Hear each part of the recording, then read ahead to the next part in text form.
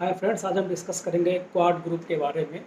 अगर हम quad group को अगर अच्छे से समझना चाहते हैं तो ये एक बहुत ही इम्पोर्टेंट टॉपिक है और इसको अच्छे से समझने के लिए इसके बैकग्राउंड में जाना बहुत ही ज़रूरी है। तो हम देखते हैं कि क्वाड ग्रुप आखिर बना क्यों, उसकी ज़रूरत क्यों पड़ी। हम जानते हैं कि ये क्वाड ग्रुप जो है एक तरीके से 4 देशों का एक ग्रुप है। इसमें United state of America, India, Japan और ऑस्ट्रेलिया जैसे देश शामिल हैं। अगर हम हिस्टोरिकल पर्सपेक्टिव की बात करें तो उसमें हम देखते हैं कि फर्स्ट वर्ल्ड वार जो शुरू हुआ था 1914 में और ख़त्म हो गया था एक तरीके से 1918 में। उसके बाद लीग ऑफ नेशंस की स्थापना होती है। लीग ऑफ नेशंस एक तरीके से फेल हो जाता है। सेकेंड वर्ल्ड वार को एक तरीके से ये रोक नहीं पाता है। उसके बाद हम देखते हैं कि सेकेंड वर्ल्ड वार शुरू होता है 1939 में और एक तरीके से ख़त्म हो जाता है 1945 में, जब हिरोशिमा और नागासाकी पे यूनाइटेड स्टेट ऑफ अमेरिका के द्वारा 6 अगस्त और 9 अगस्त को क्रमशः परमाणु बम गिराया जाता है। उसके बाद से सेकेंड वर्ल्ड वार ख़त्म हो जाता है। सेकेंड वर्ल्ड वार जब ख़त्म हो जाता है तो उसमें हम देखते हैं कि पूरी दुनिया जो है एक तरीके से बाइपोलर हो जाती है, एक तरीके से दो ध्रुवीय हो जाती है। और उसके बाद हम देखते हैं कि एक ब्लॉक का नेतृत्व करता है यूनाइटेड स्टेट और दूसरे ब्लॉक का नेतृत्व करता है यूएसएसआर। उसमें हम देखते हैं यूएसएसआर में मेन जो देश थे वो एक तरह से रसिया थे और ईस्ट यूरोपियन कंट्री जैसे अल्बानिया, बुल्गारिया ये सब थे। उसके बाद फिर अगर हम बात करें तो उसमें हम देखते हैं कि कैसे कैसे क्वाड देशों का एक तरीके से जो ग्रुप था वो कैसे कैसे बना और उसमें क्या क्या हुआ। तो अगर हम उसके बाद बात देखें कि उसके बाद देखते हैं कि यूनाइटेड स्टेट पूरे वर्ल्ड का एक तरीके से सुपर पावर हो गया। जैसे जैसे 1989 में जब एक तरीके से यूएसएसआर का ब्रेकअप हुआ तो उसके बाद से पूरी दुनिया जो है एक तरीके से यूनिपोलर हो गई और अमेरिका का प्रभुत्व एक तरीके से बहुत ज़्यादा होने लगा। उसके बाद हम देखते हैं कि जब अमेरिका का प्रभुत्व बहुत ज़्यादा होने लगा तो हम देखते हैं कि चाइना एक तरीके से 1990 के बाद से बहुत ज़्यादा ग्रोथ करने लगा। बहुत ज़्यादा ग्रोथ करने की वजह से जो है हम देखते हैं कि चाइना का जो भी इकोनॉमी थी वो बहुत स्ट्रांग होती चली गई। हम जानते हैं कि यूनाइटेड स्टेट पूरे वर्ल्ड की नंबर 1 इकोनॉमी थी, जापान नंबर 2 की इकोनॉमी थी।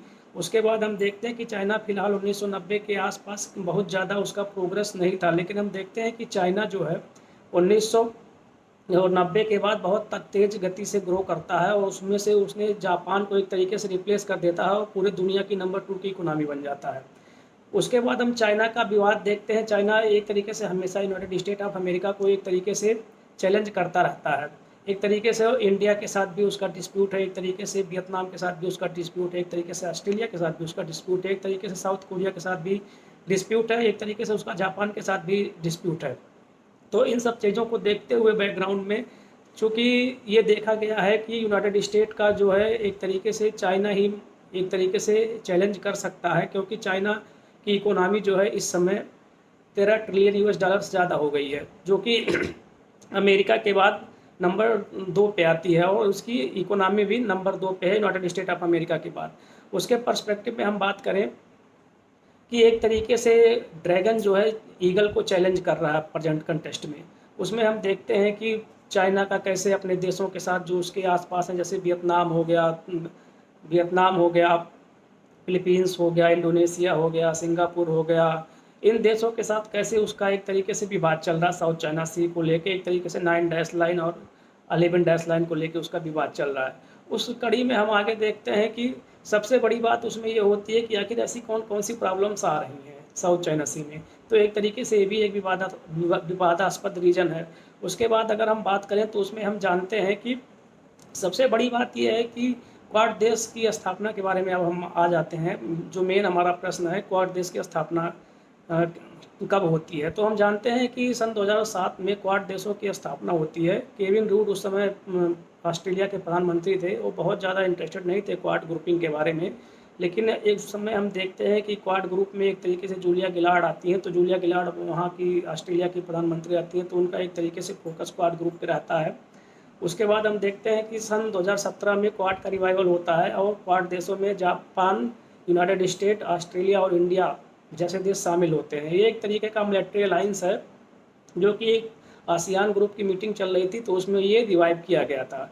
उसके बाद हम देखते हैं कि क्वाड ग्रुप में स्पेशली यूनाइटेड स्टेट का क्या रोल है। तो हम जानते हैं कि यूनाइटेड स्टेट ऑफ अमेरिका के प्रेसिडेंट उस समय थे बराक हुसैन ओबामा। उन्होंने पाइवोट टू एशिया कॉन्सेप्ट दिया था और उन्होंने ये कहा था कि अगर इमर्जिंग चाइना को रोकना है तो अमेरिका को एक तरीके से वेस्ट एशिया को छोड़ के एशिया पैसिफिक क्षेत्र में आना चाहिए और उन्होंने पाइवोट टू एशिया कॉन्सेप्ट दिया। उनका कहना था कि किसी भी सिचुएशन में चाइना को रोकना एशिया पैसिफिक में बहुत ज़रूरी है, मलक्का स्ट्रेट में बहुत ज़रूरी है, साउथ चाइना सी में बहुत ज़रूरी है, क्योंकि सी लेन ऑफ कम्युनिकेशन किसी भी तरीके से बाधित नहीं होना चाहिए। अगर सी लेन ऑफ कम्युनिकेशन बाधित होता है तो बहुत सारी प्रॉब्लम शुरू हो जाती हैं। उसके बाद हम देखते हैं कि इंडिया का क्या रोल है इसमें। हम देखते हैं चाइना और इंडिया का विवाद हमेशा से इसमें बना हुआ है। हम देखते हैं कि चाइना का लद्दाख में बाउंड्री डिस्प्यूट बना हुआ है, अरुणाचल प्रदेश में बाउंड्री डिस्प्यूट बना हुआ है इंडिया के साथ। और उसके बाद हम देखते हैं कि पाम और फिंगर पॉलिसी जो चाइना का है वो एक तरीके से इंडिया को परेशान करता रहा है। उसी कड़ी में इंडिया के भी ये एक तरीके से परमानेंट इंटरेस्ट में है कि एक तरीके से क्वाड जैसे मिलिट्री ग्रुप का एक तरीके से बिल्डअप किया जाए। अब हम बात करते हैं जापान की कि जापान की को ज़रूरत क्यों पड़ी क्वाड में शामिल होने की। तो हम देखते हैं कि जापान चाइना का प्रबल विरोधी है एक तरीके से। 1937 में एक तरीके से मंचूरिया वार में भी हम लोगों ने देखा था कि कैसे जापान ने चाइना पे अटैक किया था और चाइना के लोग जापान पे बहुत ज़्यादा भरोसा नहीं करते हैं।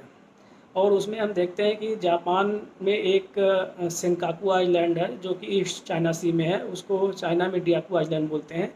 उसमें उसको ऊपर चाइना हमेशा से क्लेम करता रहता है और उसमें हम ये देखते हैं कि जापान भी उस पर अपना क्लेम करता रहता है। जापान का जो क्लेम है वो इंटरनेशनल लॉ जो है United Nation Convention on law of sea उसके एक तरीके से बहुत कोऑर्डिनेशन में है। वो अनक्लास के नियम को भी जापान फॉलो करता है लेकिन चाइना फॉलो नहीं करता है। तो इन सब वजहों से एक तरीके से अगर हम देखें तो जापान भी क्वाड में शामिल होता है। दूसरी बात ये कि हम देखते हैं कि आखिर ऑस्ट्रेलिया जापान से बहुत ज़्यादा दूर है तो फिर भी इसकी ज़रूरत क्यों पड़ी क्वाड के देशों में। तो हम देखते हैं कि ऑस्ट्रेलिया एक तरीके से आकस डील ऑस्ट्रेलिया यूनाइटेड किंगडम और यूनाइटेड स्टेट का एक तरीके से मेंबर है। वो एक तरीके का मिलिट्री अलाइंस है जिसके जो 3 देशों के बीच में साइन किया गया है उसमें स्पेशली ये सब सारे देश आते हैं। उसमें ये पर्टिकुलर डिक्लेरेशन किया गया कि एक तरीके से हम न्यूक्लियर कैपेबल सबमरीन ऑस्ट्रेलिया को देंगे जो कि ऑस्ट्रेलिया की नादर्न टेरिटरी की जो कैपिटल है डार्विन वहाँ पे सिचुएटेड रहेगी और वहाँ पे यूनाइटेड स्टेट के मरीन कमांडो भी रहेंगे। रिसेंटली चाइना ने एक स्टेटमेंट दिया था कि हम डार्विन जो पोर्ट है ऑस्ट्रेलिया का उसको बैलिस्टिक मिसाइल से हिट कर सकते हैं किसी भी सिचुएशन में और ऑस्ट्रेलिया की इकोनॉमी को एक तरीके से बर्बाद कर सकते हैं। लेकिन ये सारी चीज़ें नहीं हो पाई। उसमें हम देखते हैं कि कैसे यूनाइटेड स्टेट का क्वाड ग्रुपिंग जो है एक तरीके से एक मिलिट्री अलायंस की तरह है जो एक देश के ऊपर आक्रमण को चारों देशों के ऊपर आक्रमण माना जाएगा इस कॉन्सेप्ट पे चलता है। और देखें तो हम वे फॉरवर्ड क्या है तो वे फॉरवर्ड ये है कि पूरे दुनिया में एशिया पैसिफिक में एक तरीके से शांत पीसफुल रीजन रखना बहुत ही ज़रूरी है। अगर हम देखें साउथ चाइना सी में भी वहाँ पर भी सी लेन ऑफ कम्युनिकेशन का होना बहुत ज़रूरी है। मलक्का स्ट्रेट में भी सी लेन ऑफ कम्युनिकेशन का मेंटेन रखना बहुत ज़रूरी है। United Nation Convention on law of sea के नियमों का पालन करना भी एक तरीके से बहुत ज़रूरी है।